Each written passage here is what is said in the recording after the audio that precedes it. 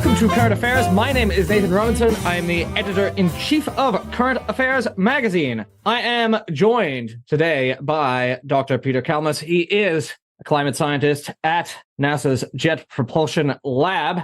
He is the author of the book Being the Change, Live Well, and Spark a Climate Revolution. Dr. Kalmus, thank you so much for joining us at Current Affairs.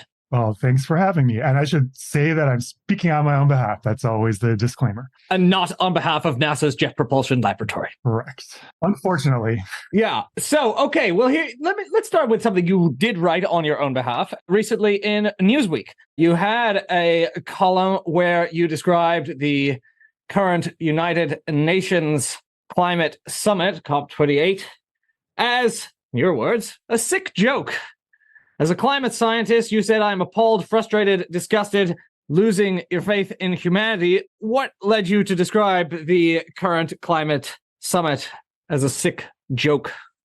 I mean, it's just so over the top, right? This is supposed to be the international system for solving a global problem, which is global heating. So we need an international system. We need a global system, right? If it's a global problem, we can't solve it effectively. We can't solve it rapidly without some sort of global mechanism for coordinating that effort.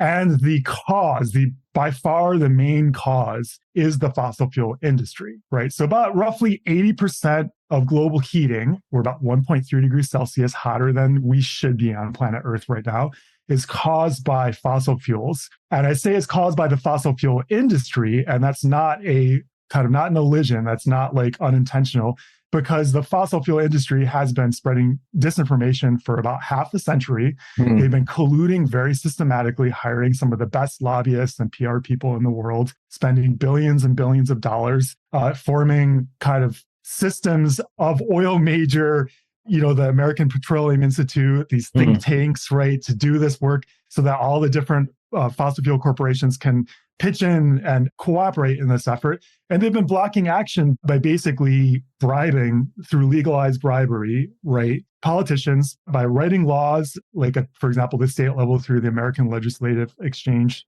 Committee, ALEC, et cetera, for the last 50 years. About 15% of global heating is caused by the animal agriculture industry. So we have to take care of that also. But the fossil fuel industry is the main cause. They've been acting dishonestly. They've recently promised to continue acting dishonestly, and we can talk about that in a bit. And they've recently taken over this COP process, this United Nations Summit meeting process, which is happening in the United Arab Emirates this time around. And the president of the meeting is this guy who's literally a fossil fuel executive who said that, basically gone directly against the world's climate scientists and in a remarkable way, saying that fossil fuels aren't the cause, which is absolutely a ridiculous statement, right? So it's just so out in the open at this point. The process is so corrupted that it really is a sick joke, and we're in danger of losing our planet this way. Now, Joe Biden's climate envoy, John Kerry, described the selection of this gentleman, the Sultan Al Jaber, as a terrific choice when he was picked, and suggested that we got to bring all of the stakeholders to the table. It's kind of a very John Kerry kind of thing to say, well, you want to have the fossil fuel executives, and you want to get everyone to sit down who cares. Disgusting. It makes me wonder if John Kerry himself is somehow corrupted in this process, because that's just such a ridiculous perspective to have on what's happening with the COP process, right? So here's the thing. So in my Newsweek piece, I did a little thought experiment. I'm like, I can imagine a alternate reality in which the fossil fuel industry back in the 70s, when they realized that their products were literally destroying Earth's habitability, they could have said to themselves, oh, geez, we've got more money than we know what to do with anyway already. So let's instead sort of shift. Let's pivot and try to switch to being energy corporations instead of fossil fuel corporations and preserve a habitable planet for all, right? To me, that's common sense. That's what should have happened.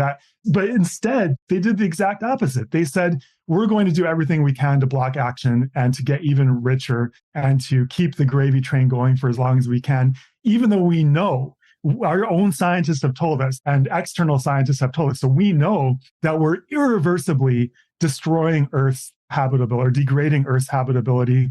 And now, like in 2023, we're seeing the fruits of that. We're getting to levels of global heating under which it's not clear that we can have global civilization as we're used to it, right?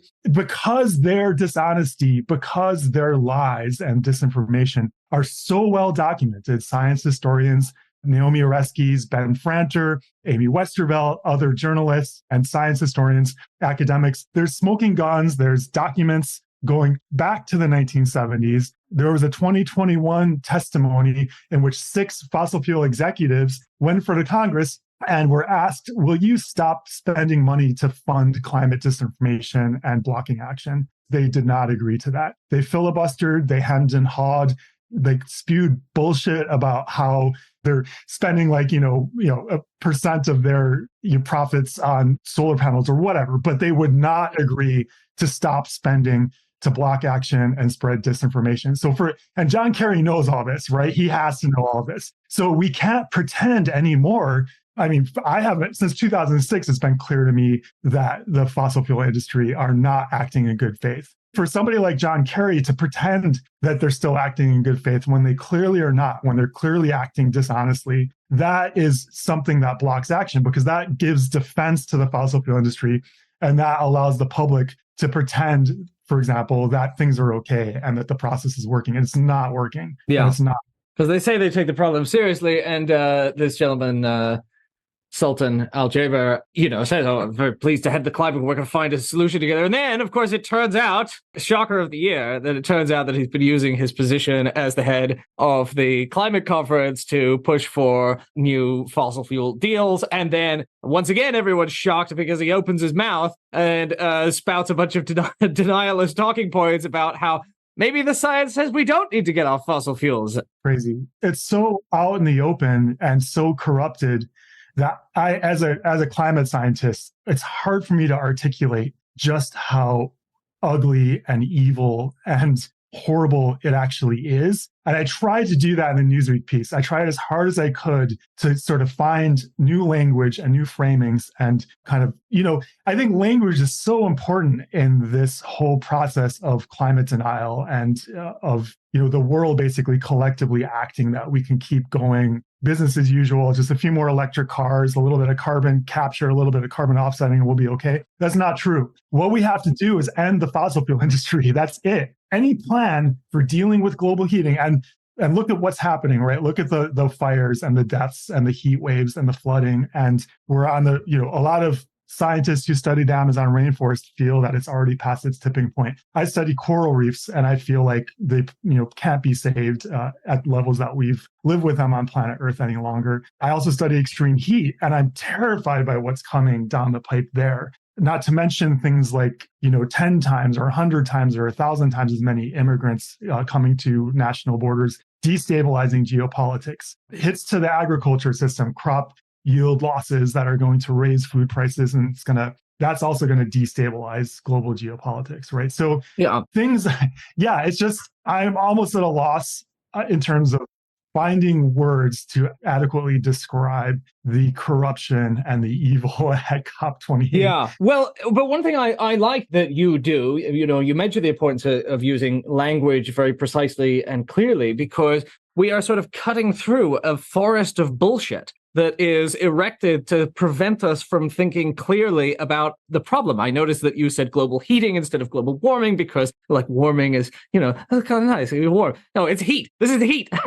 Well, from a physics perspective, what we're talking about is heat. We're talking about additional heat building up in the Earth system, right? So it's also kind of more sicientifically accurate, in my opinion. And there's a lot of the kind of what can be captured by phrases like net zero. It's you got to pay close attention because, like, okay, you said net. How's that going to be achieved? And the fossil fuel industry itself has worked very hard to kind of inject these sort of languages and framings into the mainstream, right? Mm-hmm. So they love the concept of carbon capture. Oh, we'll just build a bunch of carbon capture plants and suck the carbon out of the atmosphere, and then we can keep, burning fossil fuels and making our money, and just building, That's absolute bullshit, right? We don't know how to do this. It's going to be incredibly expensive. You sort of have to run the economic system in reverse. So we've been running our economic system by burning fossil fuels. To pull the byproducts out of the atmosphere, second law of thermodynamics, takes a huge amount of energy inputs, right? And energy basically is economy. Like economy is basically our word for describing how we relate energetically with the rest of the planet. So we're basically saying we're going to use like uncertain technologies that we don't know how to scale up and that are going to be tremendously expensive, and saddle our kids with that while they're dealing with all the supercharged storms and moving their cities away from the coast and crop failures, etc., and these heat waves that kill millions or tens of millions of people over the course of a few days. Our kids are going to be dealing with that. And yet we're going to saddle them with like spending 20% or something of their GDP on sucking carbon out of the atmosphere with technology that doesn't exist yet. It's so evil.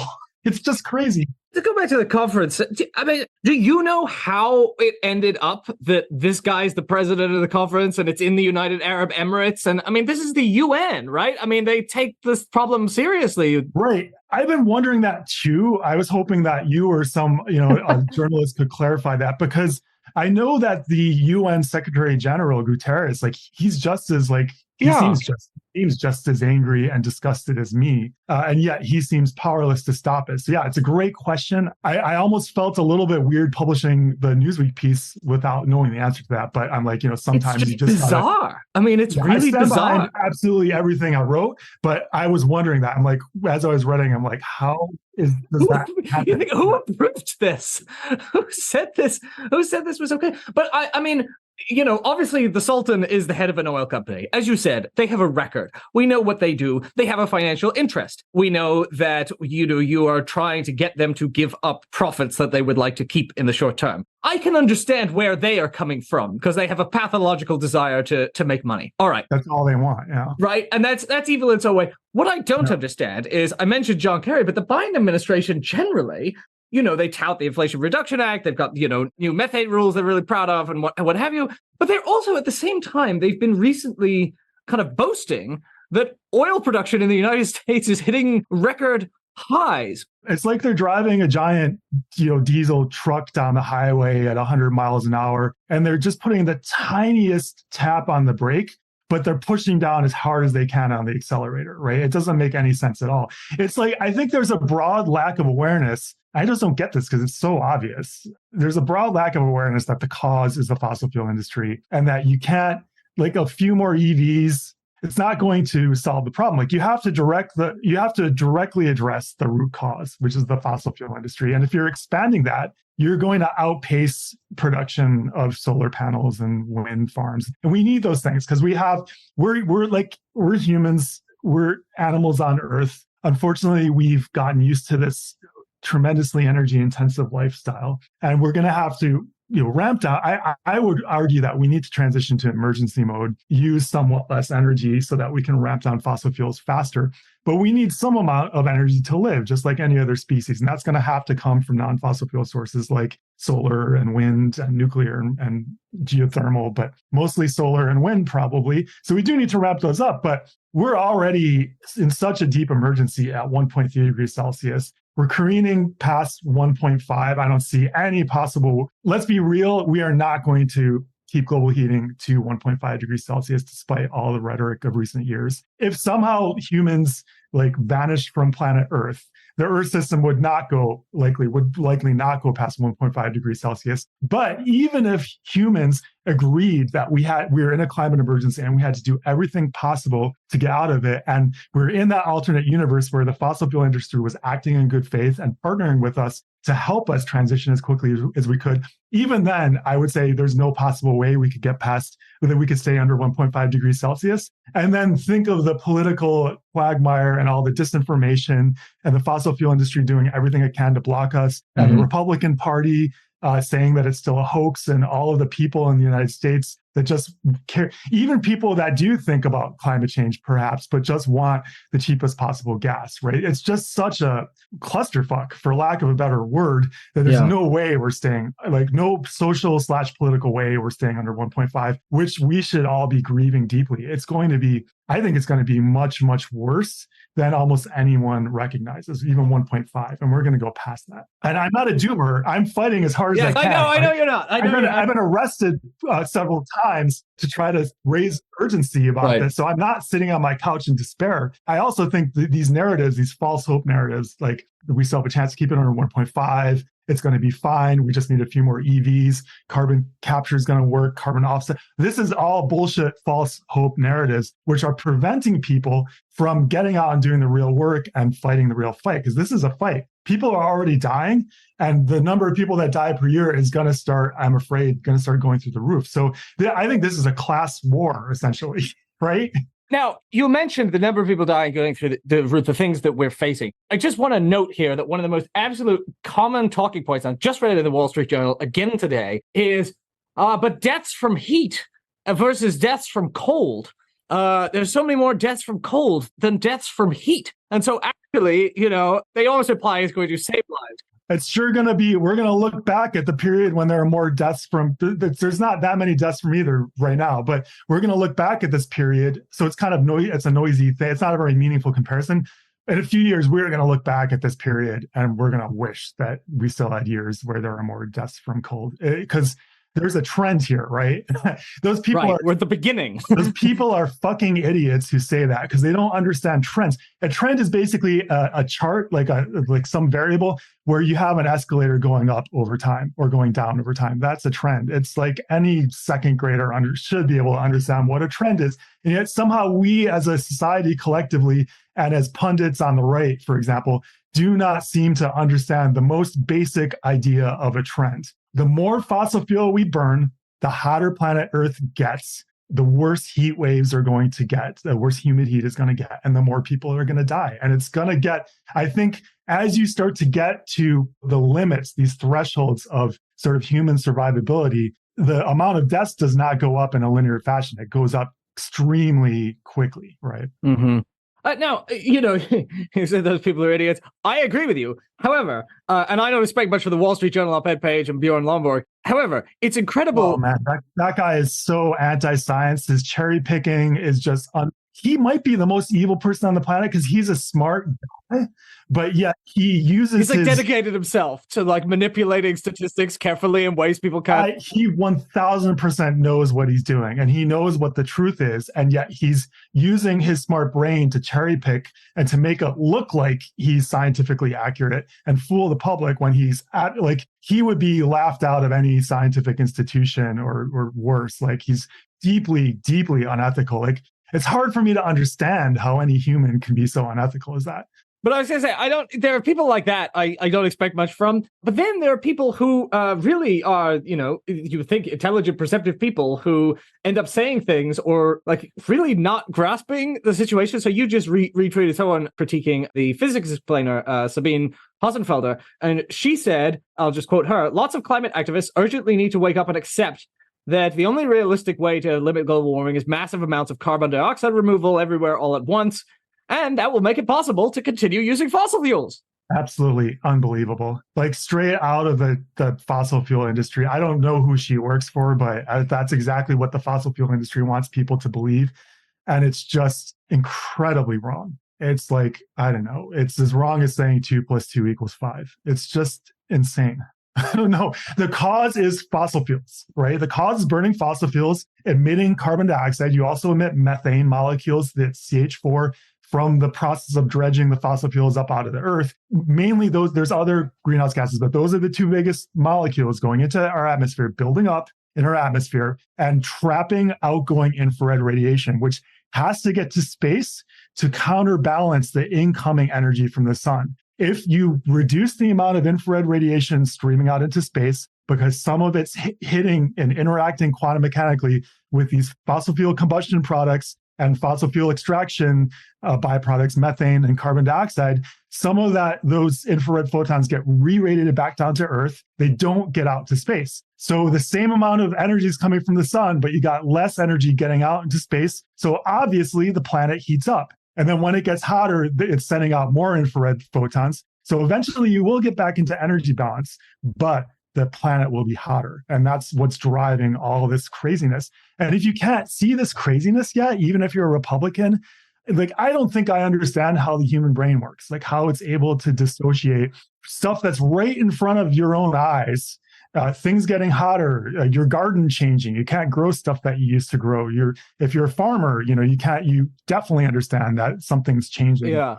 Well, no, I mean, I'm in New Orleans, and this year, the summer was really, really hot in a scary way. Like every day you'd go out early in the morning and you'd go, oh no, this is scary hot. This is a new kind of hot. And then hear people talking, they're just like, wow, pretty hot these days. I don't remember it being like this. And remember, this is a trend. It's just the beginning. And how hot the planet gets is how hot it's going to stay for a long time, like modulo any geoengineering we do, which is a whole other dangerous thing that we haven't even touched on, that the fossil fuel industry would love to see start happening.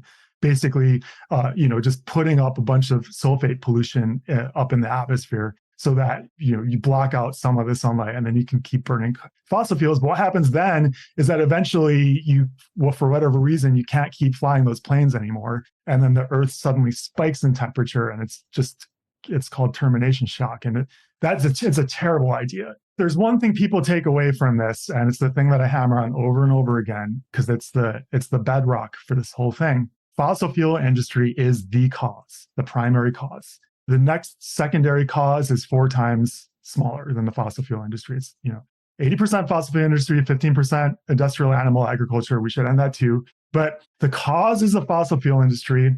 Any solution or basket of solutions or proposed pathway out of this that doesn't center ending the fossil fuel industry as quickly as we can is bullshit. And it's probably worse than bullshit. It's probably disinformation designed to make somebody richer at the expense of our collective future.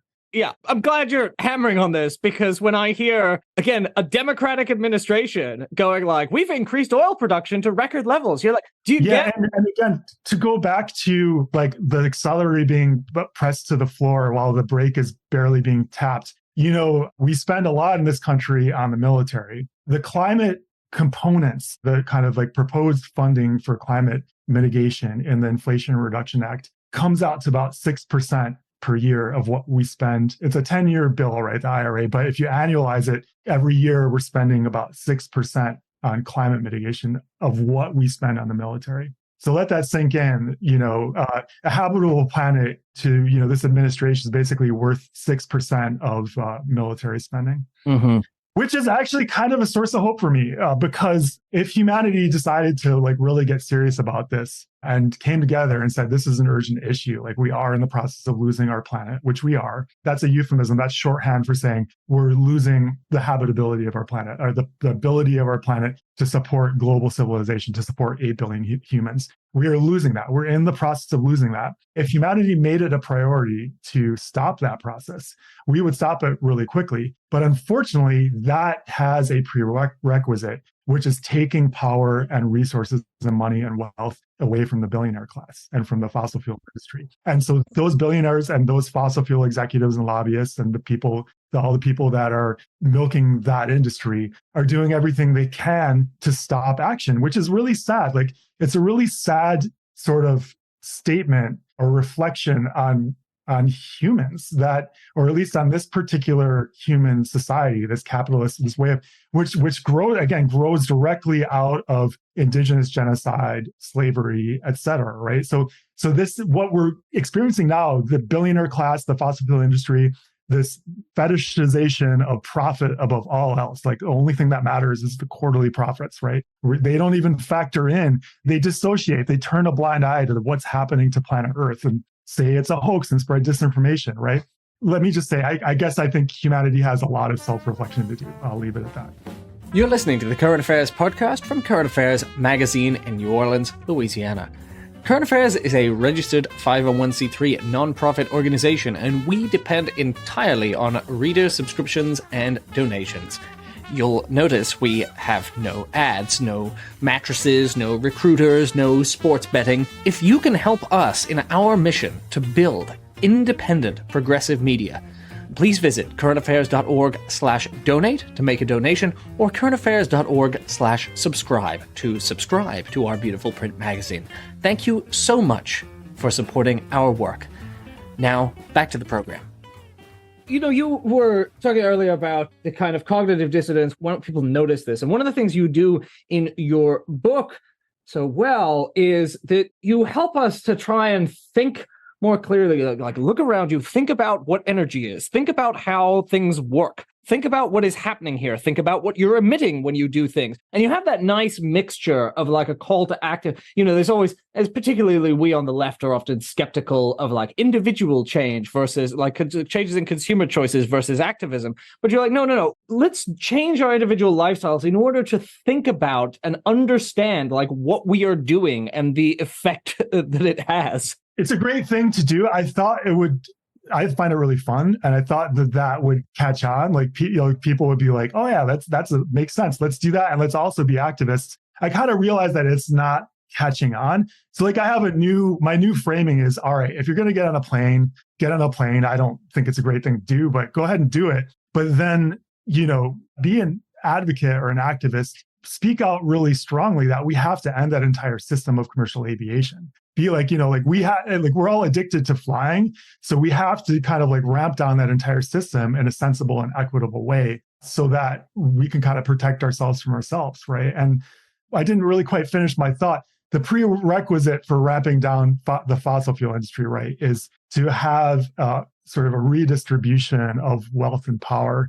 Again, if you do a thought experiment and you say like, all right, we got to end fossil fuels and transition to clean energy, to say wind and solar, for example. So we have to, for example, make fossil fuels more expensive, among many, many other things. Well, if you do that in a way that makes it so that working class people are spending a larger and larger fraction of their money on energy, and then they can't afford to get to work and put food on their table, what are they going to do? What are those working class people going to do? They're going to say, fuck this. We're voting for the guy who says he's going to roll that back so that we can actually live, which is the guy who's the climate denier, right? So if you want to have your climate policy stick, you have to do it in a way that is funded by the ultra rich, who also incidentally are causing the huge lion's share of global heating.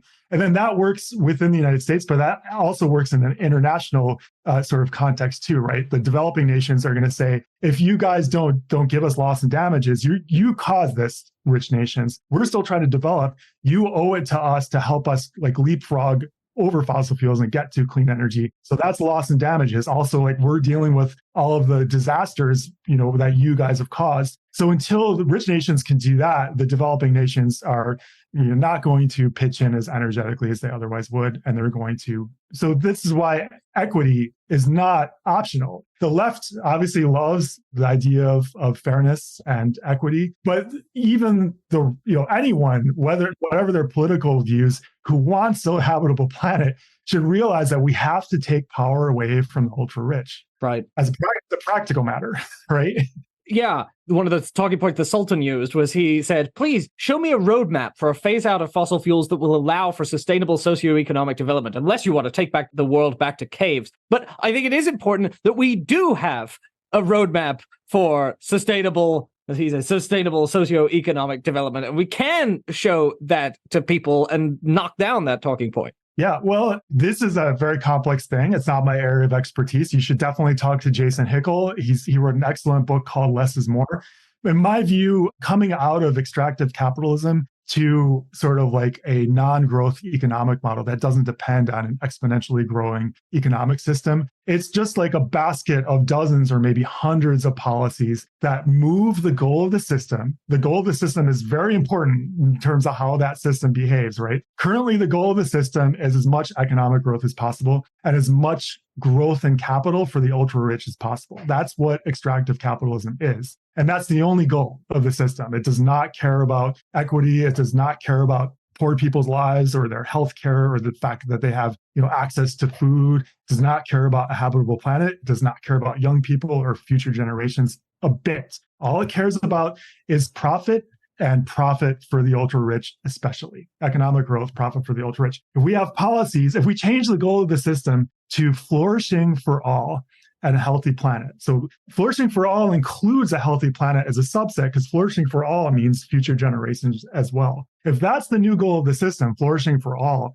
then overall we would all be happier, but rich people would be less rich, right? And poor people would be less poor. And that change in goal from profit for the few to flourishing for all leads to thousands of different decisions at every level, from communities to states to national to international. And before you go here, I think it's really important to emphasize, you exhort people to become activists because we don't have enough. There are so many people. There was just a letter from scientists, right? More than 1,000 climate scientists begging the public, begging all of your listeners to become activists, and which is another complicated thing. Like, what is an activist?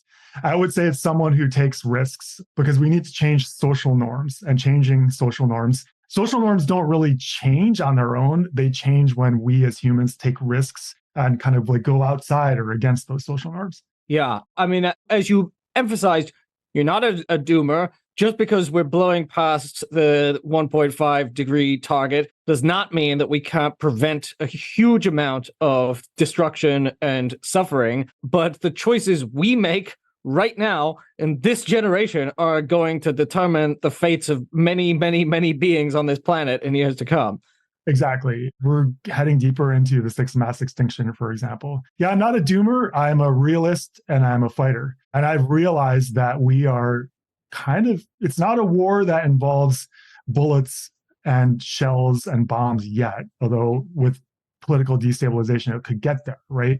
But right now, it is a war of the billionaire class basically extracting wealth at the cost of deaths of millions of people, maybe even billions of people, right? Depending on how hot the planet gets. There's a lot of people that live in the tropics. If we continue prioritizing growth over sustainability for, say, like another 100 years, then huge amounts of the Earth will become uninhabitable, because even at the coolest time of day, it's going to be too hot for a healthy human body lying down at rest, for example, right? Not to mention the loss of agriculture. There's this thing that I also sensed when I talked to people in 2016 who didn't think Donald Trump was going to win, where if something's like bad enough, there's some part of you that thinks there's like some deep baked optimism into people. It's like, well, it can't happen. And I feel like just part of the battle is getting people to go, no, this is real. This is going to happen. Every single year, this is going to get worse. If you think it's bad, it's going to get worse, and then it's going to get worse, and then it's going to get worse.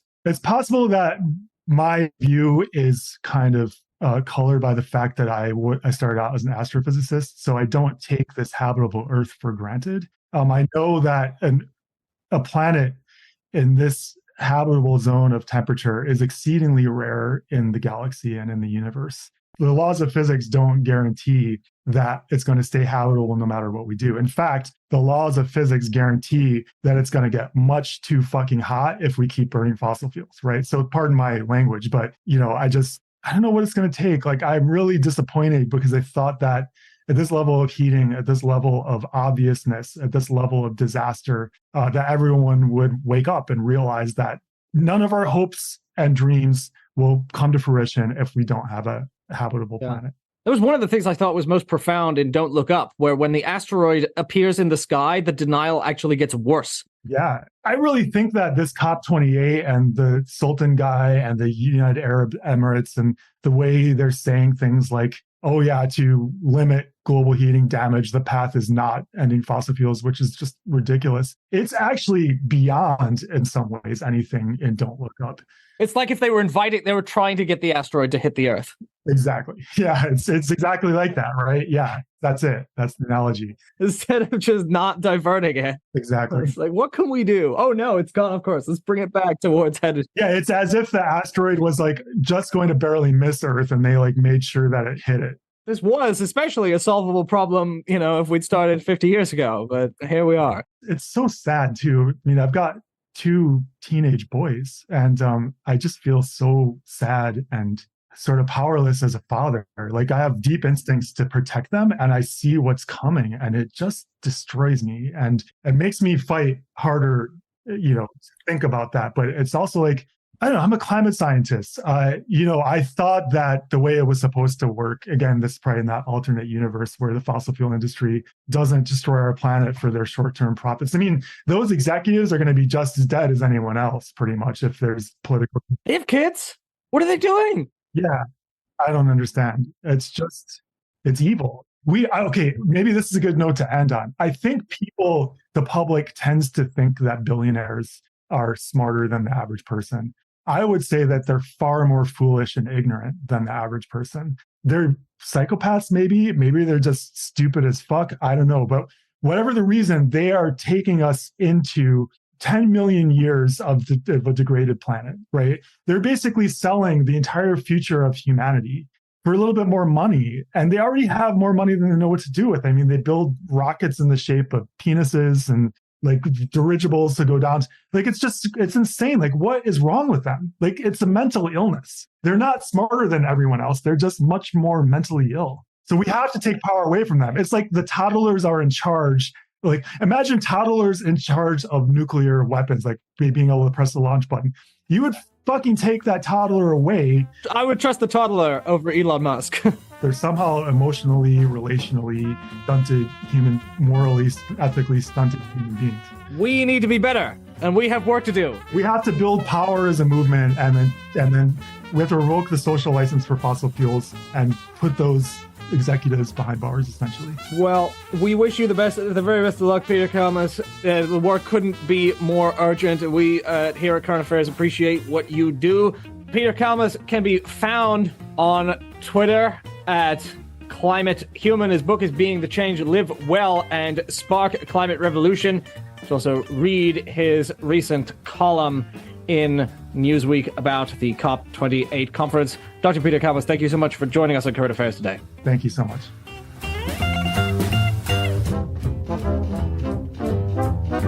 The Current Affairs Podcast is a product of Current Affairs Magazine. If you are not subscribed to Current Affairs Magazine, visit currentaffairs.org/subscribe today and get our glorious print edition. The Current Affairs Podcast is released regularly every week on patreon.com/currentaffairs. Thanks for listening.